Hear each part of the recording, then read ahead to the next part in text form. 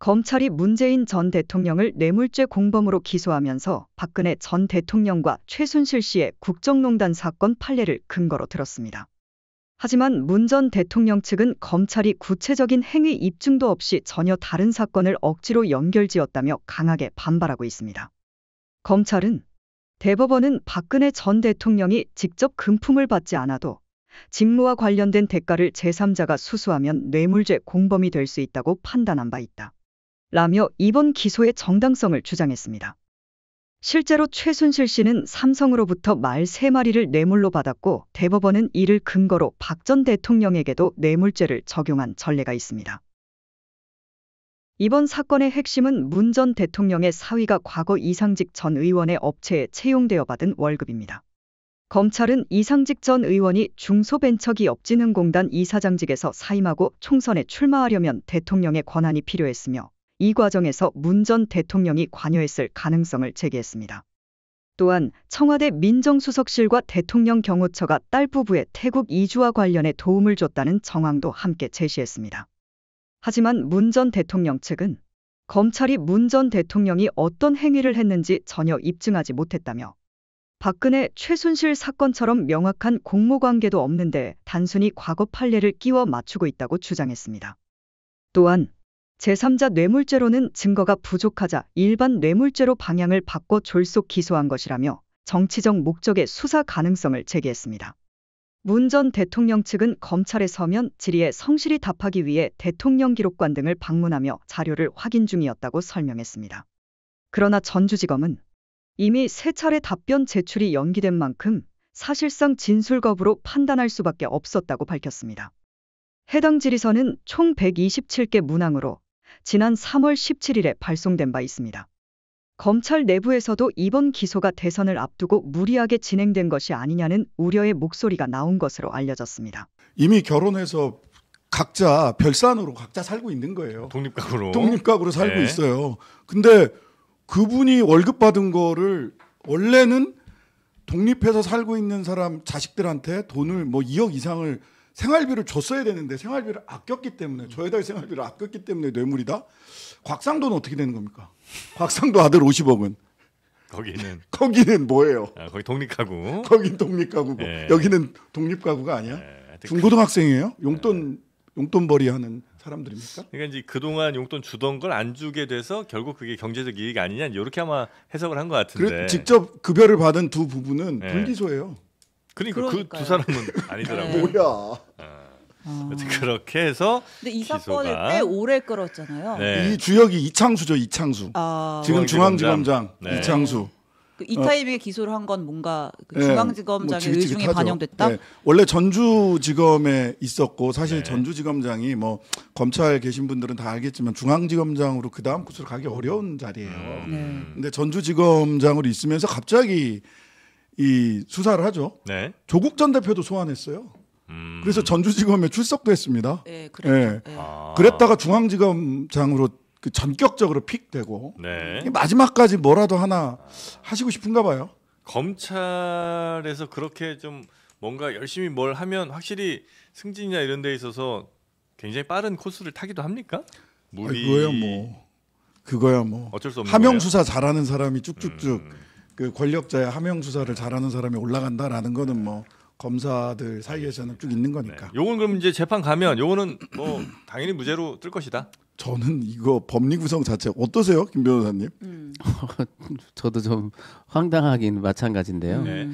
이게 내밀한 사실관계는 모르겠는데 그 디올백과 비교해봐도 좀 너무 좀 형평이 안 맞는 거 아닌가. 뭐 도대체 직무 관련성을 그렇게 좁게 보던 사람들이 여기서는 또 굉장히 넓게 보는. 그리고 그 수사를 주도했던 사람이 영전을 하고 이런 모습들을 보면서 물론 담당하는 분들이야 법리 구성을 해서 구성 요건에는 맞추겠죠. 네. 근데 지금 우리 법조가 국민들로부터 불신을 받고 있는 가장 큰 이유가 뭐냐면 상식과 괴리된 법 기술자 같은 모습들을 보여준다는 거죠. 뭔가 가치 판단하고 상식에 입각해서 판단을 해보면 네.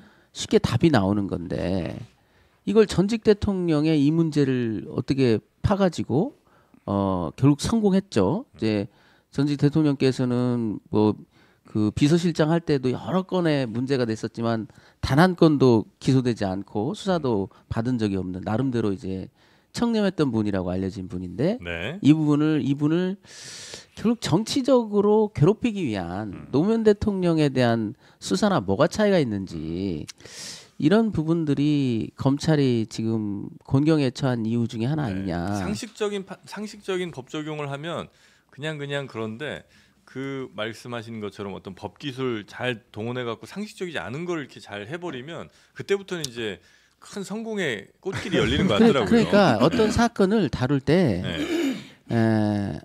그 무색 투명하게 누군지와 관계없이 똑같이 처리하면 그것을 공정하다고 보는데요. 이 정도 사건을 가지고 이렇게 오랫동안 수사를 하면서 여러 명을 이렇게 불러대고 조사한다. 네. 다른 사건 다 그렇게 하면 도대체 몇 건이나 검찰이 처리할 수 있을까요? 맞아요. 살인 사건도 그냥 훌러덩 넘어가는 게 우리 현실인데 너무 형평이 안 그러니까 이제 맞는다는 앞으로 거죠. 그 회사 업체 네. 사장님들은 네. 월급 줄 때 그분의 장애인의 직업을 잘 이렇게 검색을 해보시고 막 엮으면 이게 뇌물이 될 수가 있는데 네. 우리가 항상 그런 얘기 하잖아요. 딱 봐도 이게 범죄가 되느냐 안 되느냐 네. 얘기하는데 딱 봐도 이상해요. 같이 살아가지고 아니면 생활비 같은 것도 지원해 줬는데 네. 취직했으니까 생활비 이제 지원 안 해도 되네. 어. 뇌물이네. 이런 이상한 사실은 뭐 어거지로 이렇게 막 딱딱 연결해 보면 가능성은 있지만 예. 양 변호사님 예전에 그 말씀했지만 누가 보더라도 범죄가 되는 것들을 기소를 하고 해야 되는데. 예. 뭐 좀 같은 얘기니까 문다희 씨 같은 건 범죄가 됩니다.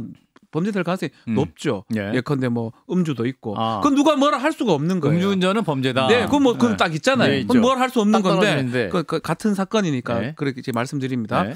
이런 뇌물 사건은 몇 가지 3쿠션으로 와가지고 뇌물된 거잖아요. 예. 과연 이게 법원에서 이게 유죄될 수 있을까요? 어. 전 의문스럽거든요. 그러니까 직접 또 채용된 사람들은 또 불기소예요. 기소유예했습니다. 기소유예. 자, 그것도 기소유예. 너무 웃깁니다. 봐줬던 거거든요. 안고 다이라고. 이게 뭡니까? 이러니까 지금 한병도 의원도 그 얘기를 했지만 정치적 기소 아니냐 이렇게 표현할 수밖에 없는 거고 뭐 타이밍도 사실 좀 납득하기 어렵고요. 갑자기 지금 와가지고 문재인 전 대통령을 기소한다? 이게 도대체 무슨 의미일까요? 양 그 변호사님. 박 변호사 얘기했잖아. 뭐 다른 어떤 이력공적 그런 법리를 따지기 전에 네. 아침에 속보가 떡 뜨는데 뭐라고 이런 느낌이었어요. 뇌물. 이게 고발된 지 잠깐 언급을 했지만 3년 5개월 전에 고발이 그렇죠, 이루어졌습니다. 그리고 전주지검에서 네. 정말 들쑤시다시피 청와대 관계자들까지 수사를 한 걸로 그동안 진행을 해온 걸로 알고 있어요. 예. 그런 사실들을 이제 바탕으로 했으니까 공수처에도 그런 내용들이 일부 알려져 있긴 한데 예. 청와대 민정수석실도 뭐 관여를 했다, 비서실도 관여를 했다.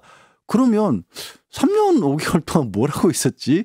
그때 직접적으로 수사를 했던 이제 담당했던 사람으로 알려진 사람은 지금 서울중앙지검장까지 와 있는데. 이창수 지검장. 예. 그렇죠.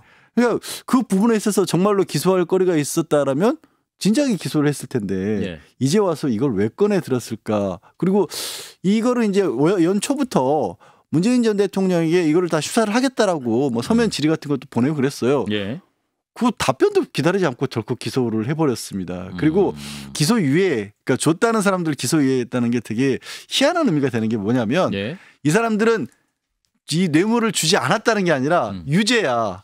유죄인데 재판에 넘기진 않을게. 봐줄게 이런 거거든요. 그래서 그냥 검찰 편으로 살짝 끌어들인 겁니다. 사실은 그 의미가. 그래서 이런 어떤 상황으로 놓고 봤었을 때 이 사람들의 말이 또 그렇게 중요했던 건가 하는 생각도 들기도 하고 예. 하여튼 법리를 떠나서 정치적인 의미도 따져보면 이 시점에 저는 검찰이 뭔가 분란 내지는 그러니까 뭐 앞으로 다가올 대선에 있어서 민주당에게 불리한 어떤 그런 카드를 하나 쓴 거라면 잘못 쓴 것 같아요. 왜냐하면 이제 민주당 내부를 들여다봤었을 때 뭐 어느 정도 일부긴 하더라도 어쨌든 문재인 전 대통령을 더 지지하는 분들도 있고 이재명 현재 예비 후보를 더 지지하는 분들도 있고 가끔 뭐 이렇게 삐걱대는 목소리가 나오기도 하잖아요. 비명계도 있고. 예. 근데 이렇게 툭 던져버리잖아요. 예. 뭉칠 수밖에 없어요. 하나가 된다. 네.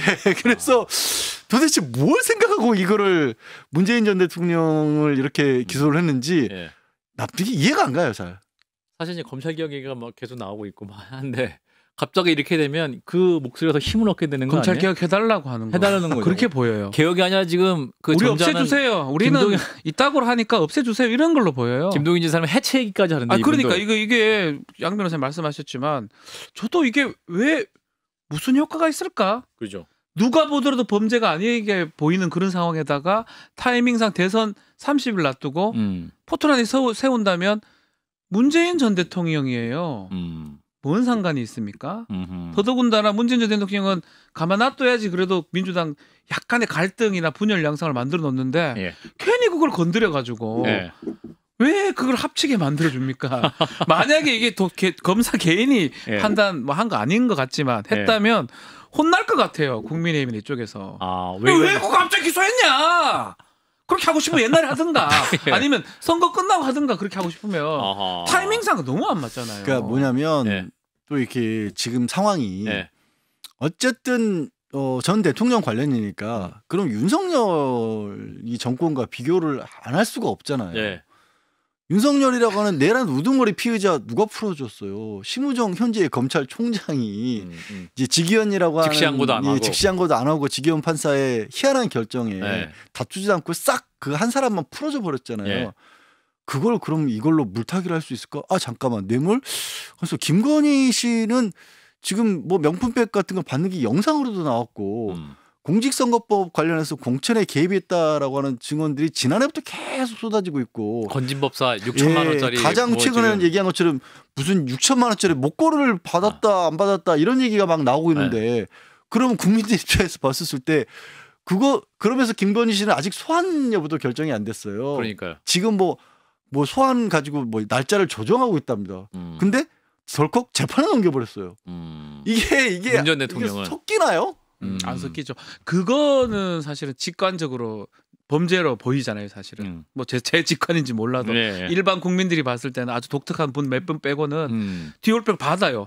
넙죽 받아 먹어요. 그렇죠. 그 누가 봐도 뇌물 아니면 최소한 공직 뭐 저기 김영란법 그 위반이 당연히 돼 보이는데 그건 좋잖아요. 조사도 제대로 안 하고 기소도 안 하고 누가 봐도 쓰리쿠션으로 이렇게 생활비 줄 걸 덜 줘가지고 저래 취직시켰으니까 사실상 돈을 준 것 같은 효과다. 사실상 뇌물이다. 그거를 이제 한다는 거는 예전 국민들이 뭐 죄송한 얘기지만 신문에 완전 타이틀만 보는 그런 국민들이 많다면 여기 효과가 있지만 이제는 뉴스의 본질들을 보세요. 그럼 보면 보잖아요. 아니, 뭐가 뇌물인데 갑자기 야 이게 뇌물이라고 대부분 이러고 야 김건희는 뭐 하는데 이래 된단 말이에요. 그런 의미에서 검찰이 아마 이게 누가 결정을 내리는지 뭐 혼자 했는지는 알 수 없지만 상당히 미숙하다.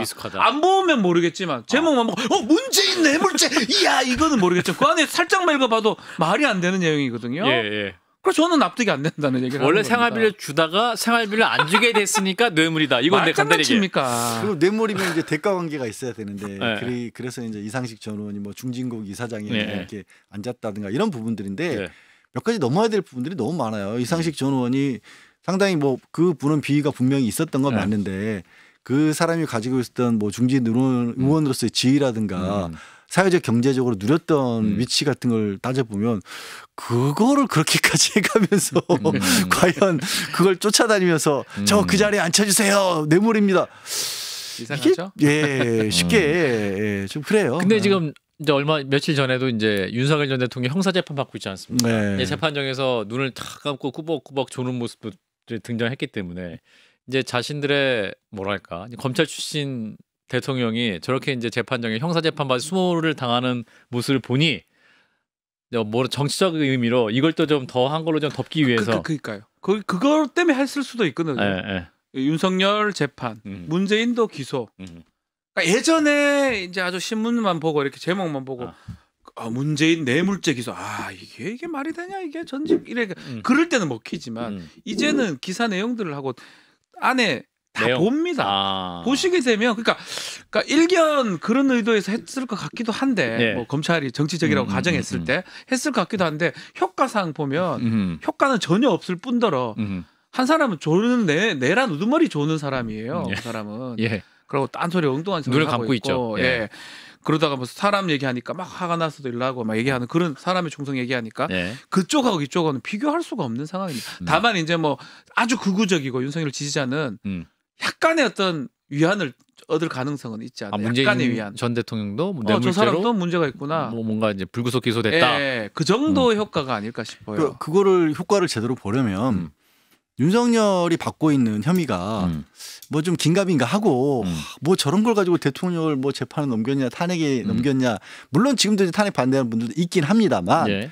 그런 정도 전반적으로 봤었을 때 특히 뭐 예를 들어서 중도층이나 뭐 무당층에 호소할 만한 그런 정도 상황이기도 하고 그리고 또 더해서는 기왕이 이제 정치와 관련된 얘기니까 정치적 상황에 관한 얘기니까 예를 들어 국민의힘이 지지율 자체는 높아요. 그런데 지금 윤석열 한 사람이 걸림돌이 돼 있어요. 예. 야 그러면 맞수를 놔서 가뜩이나 지지율 높은 국민의힘에 도움이 되겠다라고 할 때 그런 어떤 정치적 수를 던져볼 수는 있을 것 같은데 하나도 안 맞잖아요 지금 상황이. 예. 그러니까 검찰이 만약 정치적 의도를 가지고 한 거라면 과거에 잘못된 관행처럼 우리가 뭔가 이 대통령 선거라고 하는 큰 판에 하나의 좀 흔들릴 수 있는 어떤 카드를 던져보겠다라는 판단이었다라면 판단 착오로 보입니다 저는. 박영진 전주지검장 이분이 이제 송경호가 아니고 누구죠? 이원석입니다. 네. 이창수 이제 서울중앙지검 현 중앙지검장의 후임이죠. 예. 후임자인데 이분이 또 이원석 총장 시절에 그 대검 범죄정보기획관 출신으로 이렇게 정보를 많이 다루는 분이잖아요. 그렇죠. 그러니까 좀 뭐랄까 여러 가지 뭐 알지 못하는 정보를 알 수 있었기 때문에 뭐 이러한 요직이죠, 요직. 요직. 요직이고 뭐 전주지검장이 원래 그런 자리는 아니었는데 네. 이번에 전주지검장이 서울중앙지검장으로 갔던 거거든요. 사실은 그 직전에 가게 되면 그 자리는 요직이 또 돼버려요. 중앙지검장은 사실은 뭐 최고의 요직입니다. 누가 보더라도. 윤석열 전 대통령도 총장 가기 전에 뭐 이거 중앙지검장 했지 않습니까? 네. 그럼 뭐 이창수 지검장이 뭐 지금 상황은 좀 그렇진 않지만 뭐 정권이 바뀔 수도 있고 탄핵이 된 상황이지만 네. 실제로는 지방에 지검장 검사장 하다가 중앙지검장이 갈 수가 없는 건데 그 길을 갔던 거거든요. 예. 이 사건 등등이 좀 효과가 있었다고 보고 전 대통령 관련 사건을 예. 갖고 있었다. 또 마찬가지로 박영진 지금 지검장 같은 경우도 범정에서 기획관 하다가 또 전주지검장 갔기 때문에 예. 아마 그런 어떤 생각도 조금 있지 않았을까. 뭐 근데 이제 그 의도했는지는 알 수는 없겠습니다. 그렇군요. 뭐 신장식 의원 같은 경우는 이제 이창수 지검장이 마지막까지 뭔가 하고 싶은가 보다 뭐 이런 해석을 하고 있는데 뭘 할 수 있는 거예요? 근데 뭘 해도 안 될 것 같은 상황이긴 한데 만약에 뭐를 할 수 있다 하고 싶어 했다라고 한다라면 그 예. 얘기는 거꾸로 현재 지금 검찰 지휘부는 예. 뭐 지금 뭐 검찰총장을 포함해서 심은정 총장을 포함해서 박성재 법무부 장관도 그렇고요. 여전히 지금 상황에 대해서 승복하지 않는 모습을 보인다라고밖에는 말씀드릴 수가 없을 것 같아요. 실제로 이제 검찰 내부의 인사 같은 경우에도 박성재 법무부 장관이 이번 주 들어서 했던 인사 중에 좀 시도하고 있는 게 대검의 감찰부장하고 법무부의 감찰관을 지금 새로 지금 임명을 하겠다라고 나섰거든요. 이게 어떤 의미가 있냐면 우리가 알고 있는 감찰관과 감찰부장 많은 이름이 나왔던 분들이 있습니다. 그 계엄 과정에서 당일날 이거 못하겠다라고 유혁 감찰관이 당시에 사표를 쓰고 이제 민간인 신분으로 돌아왔고요. 그리고 윤석열 당시 총장 시절에 비위를 징계하러 나섰던 한동수 감찰부장이 있습니다. 그렇죠. 그러니까 검찰 내부에서 그나마 견제할 수 있는 세력이었었고 그리고 그래서 검사 출신이 아닌 사람들을 이렇게 지명했던 그런 자리입니다. 문재인 전 대통령 시절에. 그런데 이번에 그러니까 검찰 출신 대통령이 계엄이라고 하는 어마어마한 내란의 지금 재판을 받고 있는 상황을 만들어 놓고 검찰이 이런 상황이면 검찰이 기소권만 가는 게 맞다라는 그런 여론이 있는 와중에서 검찰 내부의 비위 사실을 들출지도 모르는 검찰관이라든가 감찰부장을 다시 검사로 지금 지명을 하겠다라는 거거든요. 알박기. 예, 알박기기도 하고 안 물러나겠다는 거예요. 우리 당하지 않겠다. 그런 신호로 우리 건드리면 어디를 칠지 모른다라고 생각을 한 것 같은데 예. 아픈 데를 쳐야 되는데 어이없는 데를 치는 거죠. 네. 쳐도 아프지 않았다. 아프지도 않고 이재명 여론이 어떻게 보면 하려면 제가 근데 이재명 할게 없으니까 그래. 이재명 예비후보 같은 경우도 검찰이 지금 대북송금 사건에서 공판 준비기를 거치면서 검사들이 판판이 깨졌어요. 재판장에서 판사가 공소장에는 사실을 써야 되는데 입증되지도 않은 사실을 자기 의견을 사실처럼 쓰면 어떡하냐라고 다시 정리하라는 얘기가 나왔습니다. 이거 어마어마하게 심각한 일이거든요. 그렇죠. 그냥 공판 준비기일에서 물어봐요. 검사한테. 여기 써 있는 거 사실입니까? 당신 의견입니까? 이렇게 정황만 가지고 있지도 않은 뭐 검증되지도 않은 걸 써도 됩니까? 이렇게 나무라고 있는 상황이거든요. 그러면 그동안에 윤석열 검찰총장 시절부터 시작해서 그때부터 끌어왔던 사건들에 특히 주요한 정치적 사건들이 어떻게 꾸려졌는지를 이게 낱낱이 보여주고 있는 상황이에요. 거기에 이런 걸 또 집어넣은 거예요. 문재인 전 대통령 소환 한 번도 하지 않고 기소를 했죠. 예. 서면 조사도 없고. 예. 아무 조사하지 않고 그냥 기소했어요. 이 기소 내용을 한 줄로 하면 뭡니까? 사위의 월급이 장인의 뇌물이다. 그렇지. 요약 아주 잘했어요. 자식한테 생활비 주다가 그것도 서울에 거처가 없어서 그때 딸 집에 살았기 때문에 월세 명목으로 준 건데 사위가 취직해서 그 돈을 안 줘도 되게 됐으니 그 액수만큼 뇌물이다. 택도 없는 소리죠. 말도 안 되는 소리죠. 대한민국 검찰이 정치화되면서 어느 순간부터 창작 소설가로 바뀌었습니다. 문재인 대통령 기소권도 아마 증거가 있었으면 그 증거를 국민들한테 제시하고 온 세상이 난리가 났을 텐데 제가 아무리 봐도 그 사건에 대한 증거가 있다는 것을 보지를 못했습니다. 아마 언론인 여러분도 그랬을 겁니다. 대체 증거가 뭐지? 증거가 없지 않습니까? 증거가 없는데 왜 기소했냐 이런 질문에 검찰이 그랬다고 합니다. 추론이다. 평가다. 그게 검찰이 아니죠. 검찰은 각본을 쓰는 곳이 아닙니다. 증거에 의해서 범죄를 밝히고 기소하는 곳이죠. 증거는 없지만 의심은 되고 평가해보니 그런 것 같다. 이거를 이렇게 하는 거는 소설을 쓰는 거죠. 이런 검찰이 과연 우리 국민들의 신뢰를 유지할 수 있을까? 우리 국민 여러분께서 잘 판단하실 것 같습니다. 이제 소설 쓰는 거는 소설가들에게 맡기고 검찰은 적확한 증거에 의해서 판단하는 그런 시스템으로 되돌아가야 되겠습니다.